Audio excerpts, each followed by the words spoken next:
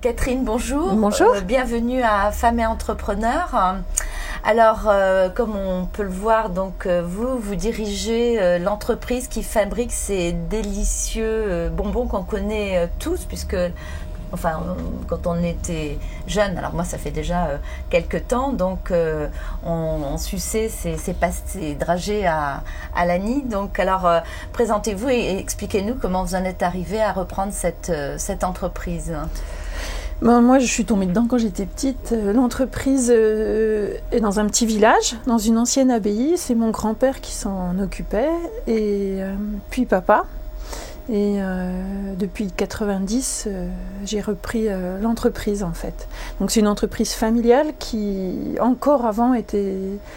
Les moines fabriquaient ce bonbon-là, puis plusieurs familles, jusqu'à la famille de la nôtre. Donc là, c'est un produit qui a des siècles d'existence, puisque ça remonte à 1591, oui. Donc ça le voilà. fait. Donc alors, arriver à maintenir et à garder toujours une originalité, et puis assurer quand même la croissance, le développement d'entreprise, ça ne doit pas être évident. Mais je crois que déjà votre grand-père avait des idées de génie, puisque vous m'avez dit qu'il c'était un des premiers à mettre des distributeurs dans les gares, dans le métro. Donc avec le chocolat Meunier, c'était les seuls petits bonbons donc à être dans les gares et dans les métros. Ça a fait connaître les Annies un petit peu partout en France.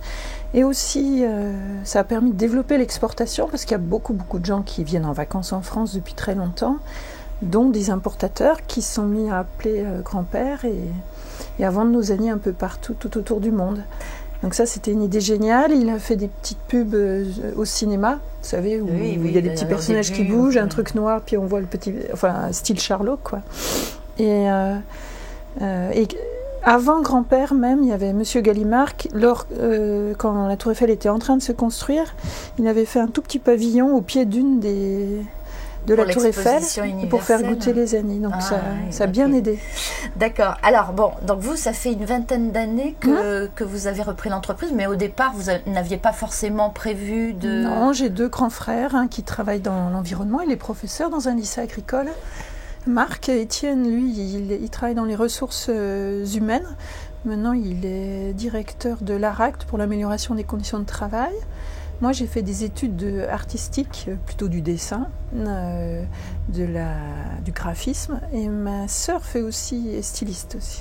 Et donc, votre papa devait être un peu inquiet en se disant mais il n'y en a aucun qui est susceptible de reprendre cette entreprise. Et alors, comment ça s'est fait? Alors, papa nous a dit faites toutes les études que vous voulez faire, faites-les bien.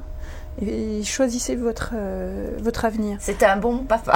Voilà. Et il a eu une crise d'appendicite et ça a fait peur à tout le monde parce qu'il a eu beaucoup de mal à s'en remettre. Et là, je me suis fait grosso modo disputer par 2-3 dames du village et par ma grand-mère qui m'a dit tu rentres.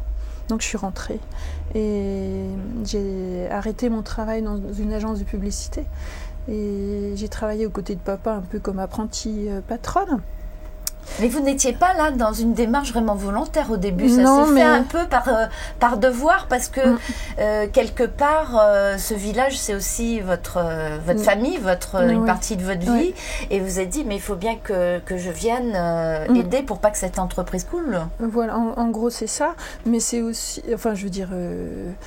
je suis née dedans, les gens qui travaillent avec moi, on était à l'école ensemble. Je veux dire, c'est plus qu'une entreprise. C'est une famille.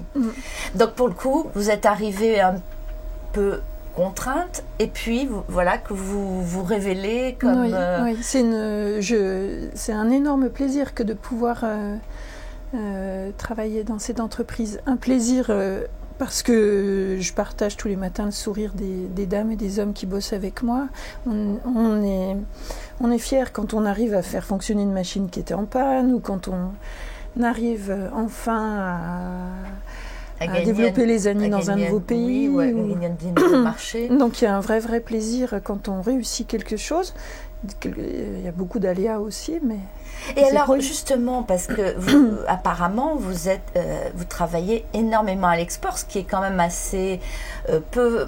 On dit dans ce pays que les entreprises vont difficilement vers l'export, et vous êtes en plein dedans, donc vous avez une expérience assez impressionnante.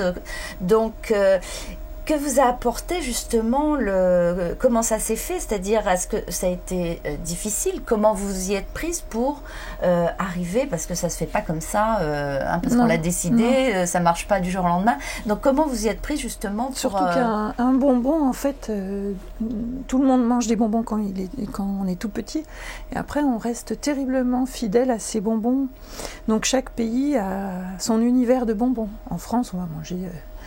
oui, toute la marque de tous les petits bonbons qu'on connaît, et on a du mal à s'en défaire, c'est un attachement énorme. Donc exporter un bonbon inconnu dans d'autres pays, c'est difficile. Les anis sont bien connus en France, mais en plus oser vendre un autre bonbon pas connu dans un autre pays, c'est une nouvelle aventure pour nous. Vous êtes doté de moyens aussi, parce que vous avez pris des risques en recrutant des... c'est vrai qu'une fois que c'est fait, ça semble évident, mais quand on ne sait pas, et on ne sait pas ce que ça va donner, et qu'on doit recruter... J'ai recruté une directrice commerciale, une assistante commerciale, du jour au lendemain, enfin en 3 ans. Maintenant, on participe à plusieurs salons à l'international. J'ai dédié des emballages où on écrit en chinois, en coréen, en arabe en dessous. Ça fait des stocks spécifiques, énormément de frais de déplacement. Voilà, donc il y a un énorme investissement commercial en amont, de traduction. Et les effets, bon, malgré tout, il faut être conscient du fait que le retour sur investissement n'est pas immédiat. Enfin, en tout état de cause, pour vous, ça se passe bien. Ça se passe J'ai bien. la chance. Et tant et si bien que, pour le coup, le gouvernement vous a demandé d'être conseillère du commerce extérieur. Où il ne doit pas y avoir beaucoup de femmes, je me trompe. Pour l'instant, on n'est pas beaucoup de femmes. Il y en aura de plus en plus, j'espère bien. C'est important aussi que que parmi les conseillers, il y ait des femmes aussi. C'est une belle mission que de conseiller du commerce extérieur. En fait, c'est être un peu un facilitateur en France pour aider les entreprises à exporter ou à oser exporter. Mais on ne se substitue pas à une chambre de commerce ni à Ubi France. On vient en transversal. En transversal, un peu comme un grand frère ou une grande sœur. Pour faciliter. Pour faciliter. Et ça vous prend beaucoup de temps, cette mission ? C'est à minima une journée par mois, mais c'est quand même plus, parce qu'après on a des commissions dans lesquelles on travaille. Moi je suis dans la commission parrainage entre les toutes petites entreprises et les très grandes. C'est une bonne chose. Pour que des toutes petites soient aidées par des très grandes qui exposent à l'international, et les grandes offrent un mini-stand sur leur stand. Ça c'est vraiment très très bien. Donc, et les femmes apportent un côté peut-être pratique, pragmatique, justement, je dirais que c'est comme dans une entreprise, si on vient tous de la même formation, si on a tous le même âge, ou si c'est que des femmes ou que des hommes, ça va pas. HEC ou des énarques, ça va pas. Ça crée de la sclérose. Voilà. Pour qu'une entreprise soit riche, il faut qu'elle soit riche de diversité. Et c'est là que les idées fusent. Moi, par exemple, mon entreprise, au départ, où nous étions 16 et tous originaires du village, j'ai recruté une ingénieure agro, j'ai recruté donc une directrice commerciale qui avait fait Sciences Po. Toutes les nouvelles personnes que j'ai recrutées, puisque maintenant on est 27, viennent tous d'ailleurs, et de formation ou de... C'est ce qui crée la richesse. Et alors là, en créativité, il faut qu'on se canalise et qu'on se centre. Voilà. Mais ça a donné une énergie, et puis les anis sont pleins de vie, quoi. Alors, est-ce que vous avez vécu des moments extrêmement difficiles où à la limite vous vous êtes dit si j'avais su je l'aurais pas fait? Quelquefois je me dis ça, si j'avais su je serais pas venue. Oui, il y a des moments qui sont difficiles, et puis malgré tout on est quand même seul, mais le plus dur c'est peut-être la relation humaine, mais en même temps, c'est tout à la fois le plus beau, le plus fort, c'est une flamme qui est toujours capable de ressusciter, donc c'est ça qui est magnifique, l'aventure humaine en fait. Après, c'est vrai qu'il y a des jours où on se pose des questions, est-ce qu'on va y arriver ? On peut avoir, c'est clair, des instants de découragement, d'où l'intérêt d'avoir une équipe soudée et qui... J'ai une belle équipe, très forte, très responsable. Mes salariés sont... En fait, les Agnès de Flavigny, c'est notre bien commun à tous au village. Donc, on porte parce qu'à tous. Ce côté aussi, quelque part, ce produit fait partie du patrimoine du village, voire de la France, comme un certain nombre. Et donc, c'est quelque chose c'est un lien qui peut motiver et souder l'équipe. Alors, est-ce qu'il y a quelque chose dont vous êtes plus particulièrement fier dans vos réalisations ou dans vos mandats ? Parce que en plus, je crois que vous avez même un mandat politique puisque vous êtes adjointe au maire. Oui, mais dans un village de 300 habitants, c'est pas de la politique, c'est un mandat citoyen. Oui, d'accord, mais encore faut-il le faire. C'est vrai. En fait... Le fait d'être dans la commune et de travailler, mais vous savez, c'est faire la fête du 14 juillet, ou c'est se débrouiller pour que le tennis soit retapé, ou faire en sorte qu'on puisse aménager nos maisons, mais que le village reste médiéval. C'est apporter de la vie, un petit peu de vie économique dans le village. Moi, je travaille sur le côté touristique pour que les touristes puissent venir et qu'on puisse les accueillir mieux faire connaître tout ce qu'on aime dans le village. Donc, ce que je fais, c'est ce que tout le monde fait, pas plus, pas moins. Ça, c'est féminin aussi, cette réflexion. Non, mais c'est vrai. Alors, est-ce que vous avez un conseil à donner, justement, vous, par rapport à votre expérience ? Parce que beaucoup de femmes n'ont pas forcément, au départ, l'esprit entrepreneurial en elles. C'était votre cas. Vous, finalement, vous êtes découverte. Donc, pour celles qui ne seraient pas contraintes, mais bon... dans une situation un peu subie, qu'est-ce que vous donneriez comme conseil justement pour inverser la donne et puis réussir leur entreprise ? Ma propre expérience, c'est que quand on passe au lieu de subir, c'est essayer de dire où est-ce que j'aurais du plaisir, qu'est-ce qui peut fonctionner, donc se construire un projet.